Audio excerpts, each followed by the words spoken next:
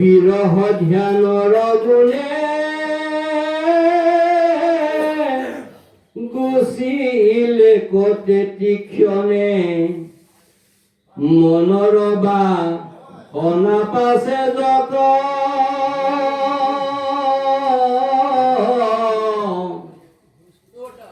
কপিলে কৰিলে যিটো ঈশ্বৰৰ দিব্য ৰূপ পাছে তাক ধৰিলা মনত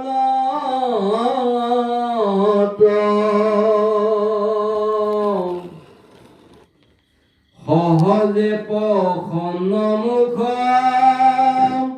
দৰিখনে হৰে দুখ পৰম নিৰ্মল চামকা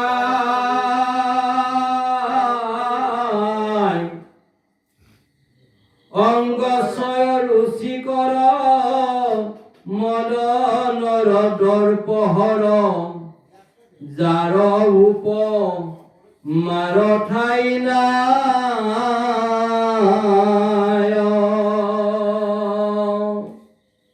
জয় জয়তে ভগৱন্ত মহাপ্ৰভু দেৱৰুদেৱ ঈশ্বৰ শ্ৰীকৃষ্ণৰ যি ৰূপ লাৱণ্য ভক্তই দেখা পোৱাৰ লগতে মোহ যায়। কেৱল মাত্ৰ ভক্তই নহয়, যেনেকৈ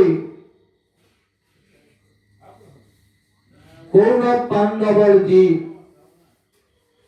কুৰুক্ষেত্ৰ ৰণ হৈছিলে, সেই কুৰুক্ষেত্ৰ ৰণত যদিও ভগৱন্ত মহাপ্ৰভু দেৱৰুদেৱ ঈশ্বৰ শ্ৰীকৃষ্ণ জয় জয়তে শ্ৰীকৃষ্ণ যেতিয়া অৰ্জুনৰ ৰথৰ সাৰথি আছিলে, অৰ্জুনে যদিও খৰ মাৰি সকলোকে বধ কৰিছিলে, তেওঁলোকৰ সন্মুখত ঈশ্বৰ পুৰুষ জয় জয়তে শ্ৰীকৃষ্ণৰ যি ৰূপ লাৱণ্য, সেই সমস্ত তেওঁলোকে চাই চাই মুক্তি পাই গৈছিলে। মৃত্যু নহয়, তেওঁলোকৰ মুক্তিহে হৈছিলে।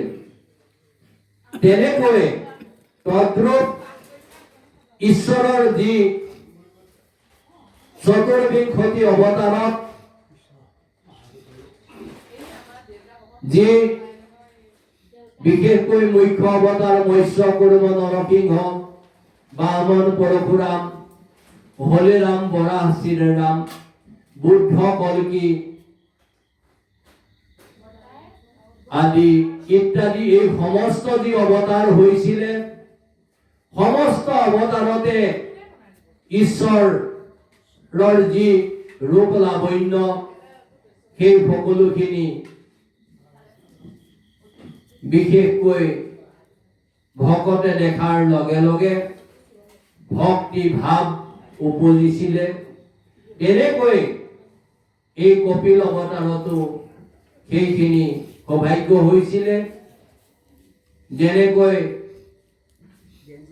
বামন অৱতাৰতো সেইখিনি সৌভাগ্য দেখা পোৱাৰ লগে লগে যি আনন্দ পোৱাৰ সৌভাগ্য হৈছিলে, সেই বলি ৰায় গৰাকীয়ে বোলে এনেকুৱা সন্তান এটা মই যদি পালো হয়, তেওঁক যদি মই স্তন দান কৰাৰ সৌভাগ্য হল হয়। ভগৱন্ত মহাপ্ৰভু দেৱৰুদেৱ ঈশ্বৰ শ্ৰীকৃষ্ণ অন্তৰ্যামী, তেওঁ কলে তথাস্তু, এইখিনি অৱশ্যে সৌভাগ্য হব।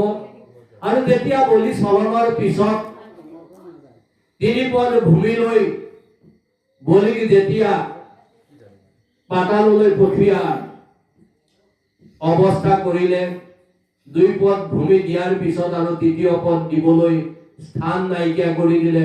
স্বৰ্গ মৰ্ত্য পাতাল সমস্ত 2 পদতে তেওঁ লৈ ললে।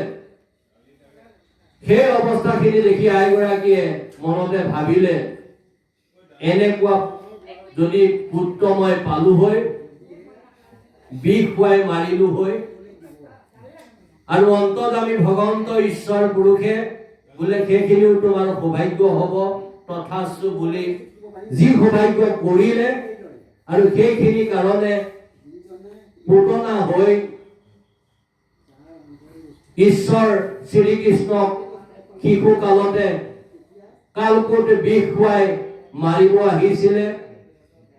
আৰু ক'বলগীয়া এইটোৱে বিশেষ, হে বাপ বান্ধৱ ভকত ভকতনী আই মাতৃ সব, আমাৰ ক'বলগীয়া এইটোৱে আছিলে যে তেনেকুৱা মন এটা লৈ পুতলাই আই কালকোট বিষ খুৱাই ঈশ্বৰক মাৰিম বুলি অহাৰ পিছতো মাতৃ ৰূপে যিজন ঈশ্বৰ পুৰুষ জয় জয়তে শ্ৰীকৃষ্ণই কৃপা দৃষ্টি কৰিলে, সেইজনা ঈশ্বৰ পুৰুষৰ চৰণত আমিতো তেনেকৈ ভকতি কৰিব নাযাওঁ, আমি বহু ভাল এটা মন লৈ আমি ভকতি কৰিব যাওঁ। আৰু কেৱল মাত্ৰ মনটোৱে তেওঁক বিচাৰে যে কৰ্মেন্দ্ৰিয় পাঁচটা আৰু জ্ঞানেন্দ্ৰিয় পাঁচটাই কি কৰিছে সেইটো তেওঁৰ বিষয়বস্তু নহয়। হৃদয়ত তেওঁৰ ৰূপ ধৰি মনটো তেওঁৰ চৰণত লগাই আমি যদি সেইখিনি কৃপা দৃষ্টি পাব বিচাৰো, আমি এখোজ দিলে লাখ লাখ খোজ আগুৱাই আহি ভগৱন্ত মহাপ্ৰভু দেৱদেৱ ঈশ্বৰ শ্ৰীকৃষ্ণই আমাক কৃপা দৃষ্টি কৰিব। আৰু সেই কৃপা বৰিষণ কৰাৰ যি সৌভাগ্য, আৰু সেইখিনিয়ে হৈছে আমাৰ মহাপ্ৰসাদ। প্ৰসাদ বুলি আমি যিখিনি সদায় কৈ মাতি থাকো যে আমুকৰ হাতেৰে নাখাওঁ তামুকৰ হাতেৰে নাখাওঁ, সেইখিনি কেৱল মাত্ৰ শ্ৰী শ্ৰী শংকৰদেৱ গুৰুজনাই, শ্ৰী শ্ৰী মাধৱদেৱ গুৰুজনাই লোভিয়া ভকত ভকতনীৰ কাৰণে যোগাৰ কৰিছিলে, যাতে নাম গুণ গাই কৰি উঠাৰ পিছত কিবা যদি ভাল ভাল তেনেকৈ ফল মূল বুট মগু ইত্যাদি ইত্যাদি সমস্ত কলকে আদি কৰি দিব পাৰো, তেতিয়াহ'লে লোভিয়া ভকত ভকতনী সকল আহিব। আমিও আজি তেনেকুৱাই লোভিয়া হৈ থাকিলো। আচল যিটো তত্ত্ব কেৱল মাত্ৰ ভগৱন্ত মহাপ্ৰভু দেৱদেৱ ঈশ্বৰ শ্ৰীকৃষ্ণৰ যি কৃপা দৃষ্টি ভকত ভকতনীৰ ওপৰত, সেই ভাগেই হ'ল আমাৰ মহাপ্ৰসাদ। আৰু সেই মহাপ্ৰসাদ পোৱাৰ কাৰণে আমি সদায় চেষ্টা কৰিব লাগে। আৰু আমি তেনেকৈ যদি যত্নপৰ হওঁ, তেতিয়াহ'লে আমাৰ সকলোখিনি সৌভাগ্য হ'ব। এৰাম হেনয় ৰূপ কমনে, চিন্তি থাকে সৰ্বক্ষণে, হনু সৰ্ব অংগ চিন্তি চিন্তন্ত, মুখ নেত্ৰ চিত্ৰে ধৰি কোনো ভিন্ন ভিন্ন কৰি, আনন্দতে নিৰেখি থাকন্ত। মাতৃৰ যি স্নেহ, সেই স্নেহত আত্মহাৰা হৈ কপিল প্ৰভু তেওঁ সেইখিনি সৌভাগ্য কৰিছিলে। এৰাম নিতে ভক্তি বাঢ়ি যায়, পুলকিত সৰ্ব গাঁও, চক্ষুৰনু গুছে প্ৰেম জল,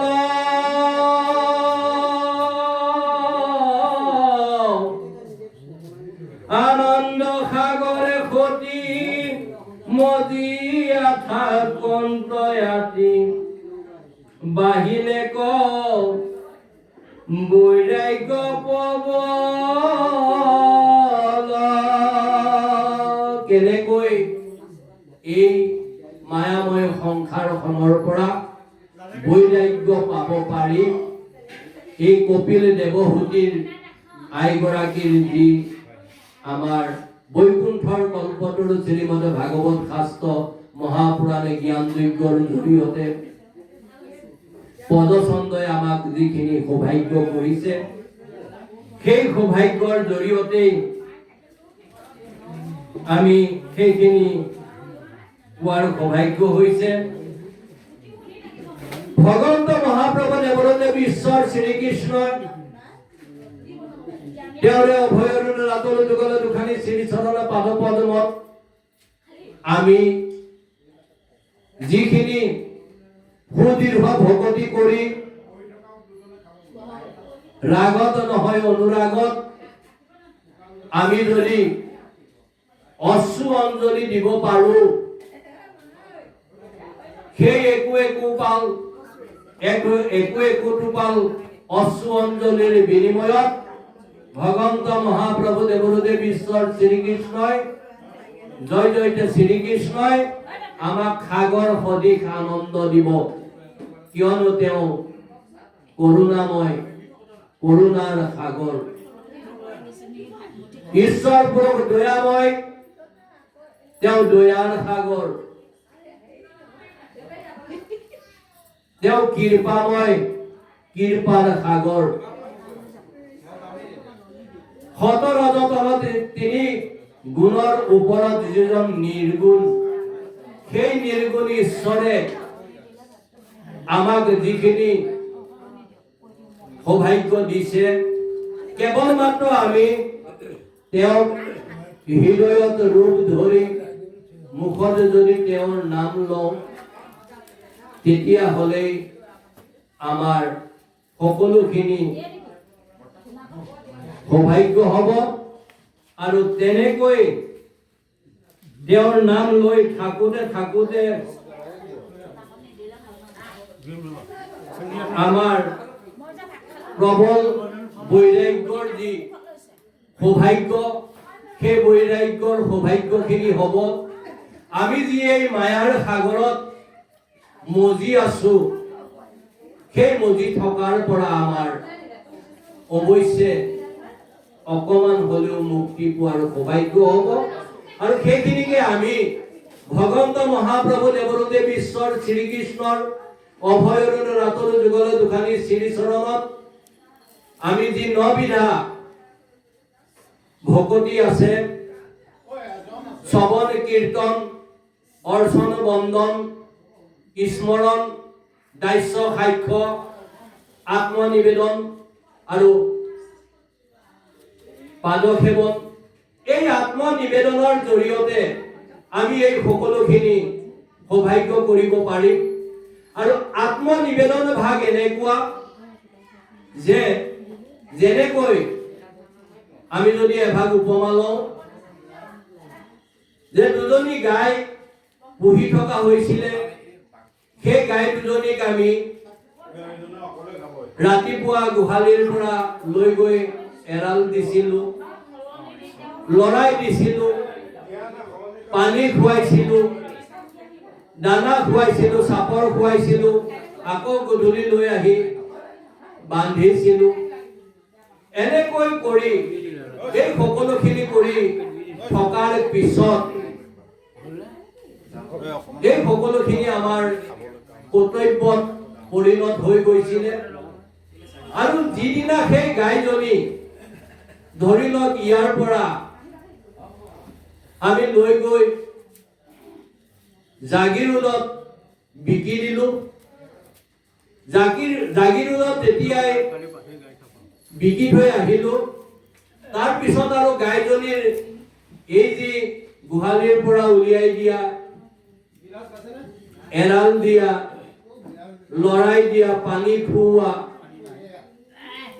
আকৌ গোহালিলৈ লৈ আহি বন্ধা, দানা দিয়া, চাপৰ খুওৱা, সেই সমস্ত কাম নাইকিয়া হ'ল। কিয়নো বিকি দিলো, জাগিৰোডত বিকি দিলো।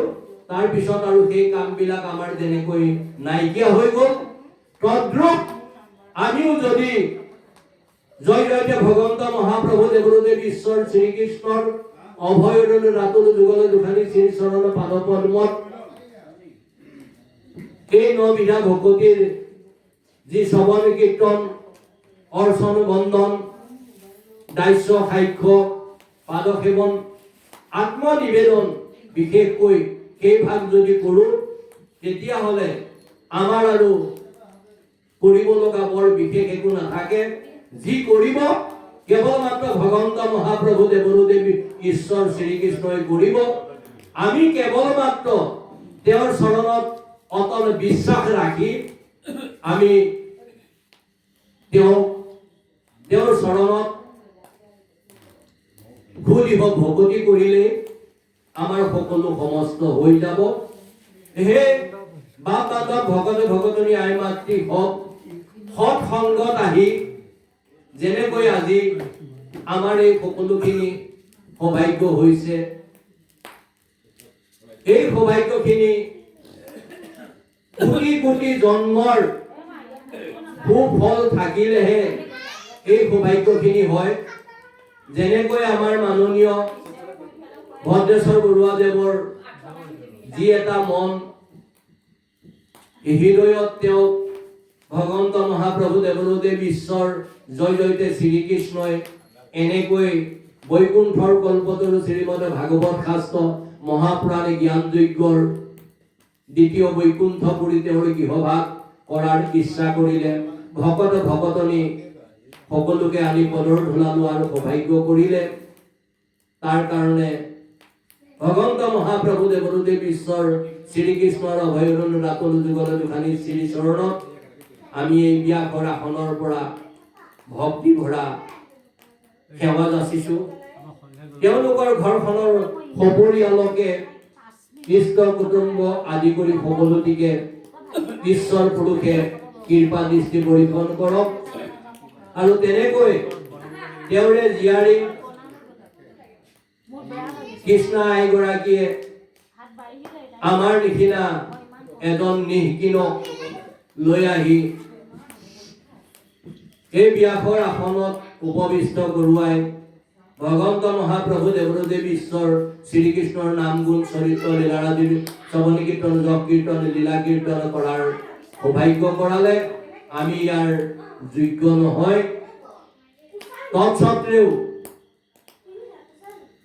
সঁচা কথাটো নকলে অপৰাধ হ'ব। আমি হয়তো এই আহি পোৱাৰ সময়খিনিৰ পৰা ধৰি এনেকৈ বহুখিনি সময় তেওঁ জানে এই ওচৰৰ দোকান এখনত হুৱাই নোহোৱাই ফূৰ্তি তামাচা ৰং আনন্দ কৰি এনে সময়বিলাক অতিক্ৰম কৰি আছিলো, সময়খিনি এনেই নষ্ট কৰি আছিলো। আজি যে সেই বহুমূলীয়া সময়খিনি তেওঁৰ কৃপাতে কৃষ্ণ আইগৰাকীৰ কৃপাতে আমি এনেকৈ আপোনালোকৰ আগত এই ব্যাসৰ আসনৰ পৰা ভগৱন্ত মহাপ্ৰভু দেৱদেৱ ঈশ্বৰ শ্ৰীকৃষ্ণৰ নাম গুণ চৰিত্ৰ লীলাৰাদিৰ শ্ৰৱণ কীৰ্তন যপ কীৰ্তন লীলা কীৰ্তন তেওঁ যি ইচ্ছা কৰিছে তেনেকৈ আমিতো কৈছোৱেই, আমি ডাঙৰ শূন্য এটা, আমি খালী বাকচ, আমাৰ একো নাই। ভগৱন্ত মহাপ্ৰভু দেৱদেৱ ঈশ্বৰ শ্ৰীকৃষ্ণই হৃদয় পংকজত আহি মুখ পদ্মেৰে যিখিনি শুনাই সেইখিনিকে শুনাৰ সৌভাগ্য হ'ব। আৰু সেইখিনি যেনেধৰণে তেওঁ কৃপা দৃষ্টি কৰে, যেনেকৈ কৃপা পৰীক্ষণ কৰে, আমাৰো নিশ্চয় তেনেকৈয়ে হ'ব। এ ৰাম আপোনাকো নিৰন্তৰে সমস্তে প্ৰাণিত দেখে, দূৰ হইল ভেদ ভাৱ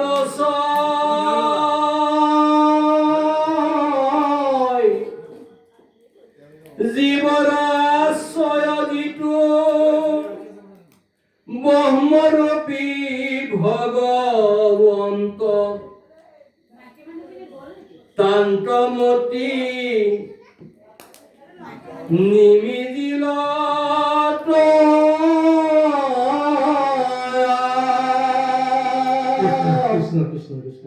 ভগৱন্ত মহাপ্ৰভু দেৱদেৱ ঈশ্বৰ শ্ৰীকৃষ্ণৰ কৃপাত আমি যদি এভাগ নকওঁ অপৰাধ হ'ব যে প্ৰত্যেকটো জীৱতে পুৰণ পুৰণে গজন ভ্ৰমণ চাৰিমুঠি জীৱৰ প্ৰত্যেকটো জীৱতে আমি কৃষ্ণ ৰূপে বিষ্ণু ৰূপে দেখা পোৱাৰ সৌভাগ্য হ'ব লাগিব।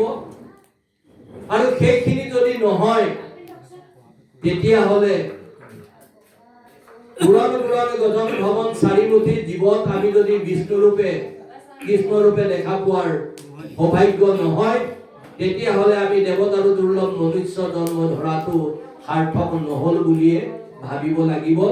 কিয়নো অহিংসা ধৰ্মৰ জৰিয়তেহে ঈশ্বৰক পোৱাৰ সৌভাগ্য হ'ব। বলি বিধানত সেই সৌভাগ্য নহ'ব। অহিংসাৰ পূজাৰী হ'ব লাগিব আৰু কাকো হিংসা কৰিব নালাগিব। আৰু সেয়া লাগে উৰণ বুৰণ গদন ভ্ৰমণ চাৰিমুঠি জীৱই নহওক কিয় বা অন্য কোনো দেৱতাই নহওক কিয়, কিন্তু কাকো ঘৃণা নিন্দা হিংসা উপহাস কৰিব নালাগে। দুৰ্নীতি অন্যায় অত্যাচাৰ ব্যভিচাৰ কৰিব নালাগে। ঘুষ খাব নালাগে, সুদ খাব নালাগে, বেয়া ৰাস্তাত যাব নালাগে। সত্যত থাকি শুদ্ধভাৱে কেৱল মাত্ৰ ঈশ্বৰ পুৰুষৰ অভয়ৰূপ ৰাতুল যুগল দুখানি শ্ৰী চৰণ পাদ পদ্মক যদি আমি চিন্তি, আমি যদি